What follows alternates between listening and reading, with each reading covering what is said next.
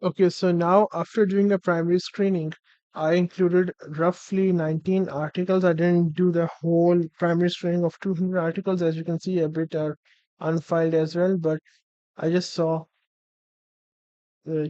articles specific to Zweigepint.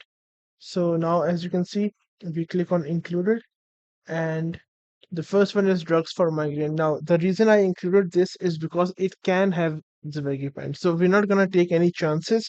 Any article that can have Zavegepant, we're gonna include it, and then we're gonna exclude if it does not have it during the full text screening or the secondary screening, right? And then, as you can see, now this is the Zavegepant for acute treatment of migraine. Once again, it has the name Zavegepant and migraine. We're gonna include it. Similarly, novel FDI approved drug, once again, we're going to include it. Now we know that it's a nasal spray, so we're going to include any article that mentions a new nasal spray as well. This is another one with its name right in the title, and so this is how we basically do all of them. This, as you can see, it's systematic review written right here, and this is actually the one which was published by us. So this is a systematic review. I just included it to show you that sometimes we can also include systematic reviews during the primary screening if it's not written right here. If it's written that it's a review article, then you have to obviously remove it. But if it's not written, if the title would have been just safety and efficacy of the Vegipant in treating migraine, that's it, then we would have included it. Similarly, example is this one. For example, this article, I'm 99% sure it's a review article, but since we're not 100% sure, we can't, exclude it. So now what we're going to do is the second step is to read the abstracts. So we're going to read the abstract of all these articles. Now this one, this is a meta-analysis of, now it says that it's systematic review and meta-analysis. We're going to exclude it, but since we have done it in the primary screening, I'm going to show you how you can do um, the secondary screening. Within the secondary screening, you're gonna create a group called included. Now, this is the final inclusion. No article can be excluded which is added in the secondary screening group of included. For the secondary screening, you're gonna have to add reasons for each and every article that you exclude. So the first reason would be wrong study design. Obviously, because if it's a review article or anything else, you have to click a wrong study design. But to be specific, I always try to be specific. So I'm going to click on review. In this one, we're going to add all the reviews. Then we're going to create a group for case reports. Then we're going to create a group for wrong population. For example, if some article comes that does not have migraine, then we're going to click on, which is actually rare, but then again, there is possible. Then we're going to click on wrong intervention. For example, this article, it may not have mention of the regiment at all, right?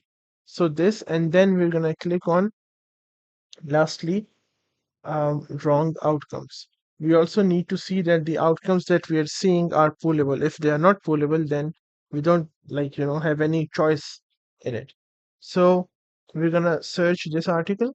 We're gonna go click Control C. Do we have, actually we do have the DY, so it's always better to search the articles using DY, right? We're gonna go right here. We're gonna now, as you see, this one has no abstract available, and this most likely seems like a review article. Okay, we're gonna click it right here, and actually there is no link for a full text. Anyway, there is. Oh, never mind.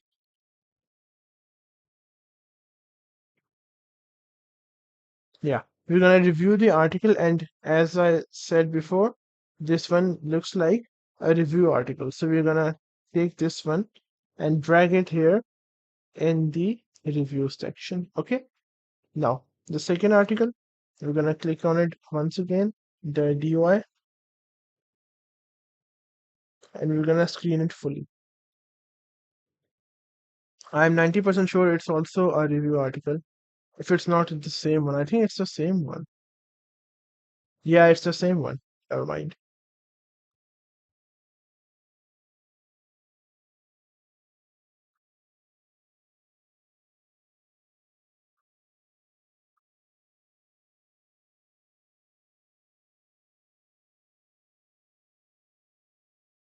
Obviously, try to screen the full text whenever you're screening. So this article, once again, by reading the abstract, I think it's a review article. If you, I'll show you actually the abstract of a clinical trial for comparison. Yeah, this is a review article. Once again, throw it in the review section. Now I'm going to show you a clinical trial. Okay. Yep, this one is a clinical trial. I don't know if it will be available for us fully, but I just want to show you the abstract.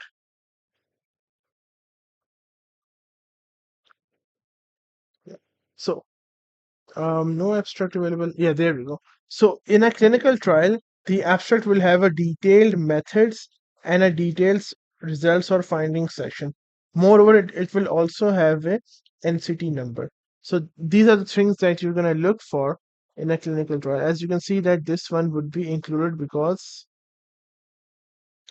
yep, this one would be included because it uses Zvegiprant for treatment of migraine and it's a randomized controlled trial. So yeah, it's going to be included. We're going to take it in the included section. That's how we're going to include all of these articles. Similarly, this one was also a clinical trial, if I remember correctly.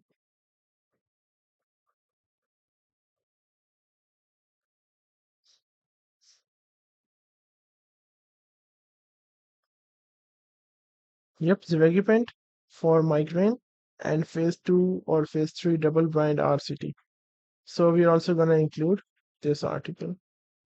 But then, of course, I've also read the full text, but what you should ideally do is you should, read all of these full text. Now, I'm not looking at the outcomes. You must see that I'm not looking at the outcomes. And the reason with that is because I know for these two articles, since I've done them, right, I know these two will be included regardless because their outcomes are good and they are pullable. But for example, if we use any other article, the reason I included this article was because we don't know what LRB 101 is. Then we're gonna go and research what LRB 101 is, and if it's not Zwegipent, we're gonna remove it with the wrong intervention group. Okay, and for the sake of example, let's just assume it's not a Zwegipent. So once again, wrong intervention. The reason I'm doing all of this because in 19 were included after primary screening. So then we have to mention it in the Prisma that 19 were included for full text and 210 were excluded. And then once again 19 and no report was as such that it was not received. And then we're going to mention all of the reasons right here. And we're going to give our final answer right here. This one is also review, so excluded.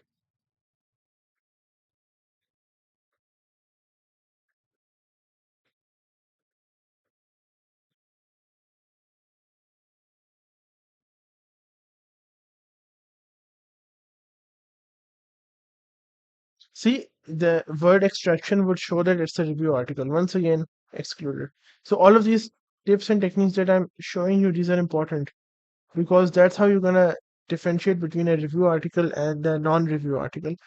So let's say for the sake of example that this one is also a clinical trial. I don't know if it's a clinical trial, but I don't think it was, but let's just say it was also a clinical trial. And after the screening, we found all of these three to be included in our review. Okay, so the second step would be to create a data extraction sheet, and now we're gonna um, do or look at all of the outcomes. I'm also gonna try to explain to you how I made the sheet, but all of this would be done in the next video. So this is how you do secondary screening. This is the main reason, or one of the main ways to do secondary screening on EndNote. Now, of course, Rain is also a software in which you can do the secondary screening once again, but I'll show that in a separate video after I've done this whole series of meta-analysis. Personally like Rain to do the screening. I find duplicates and EndNote because it's more accurate, and then I do the screening on Rain.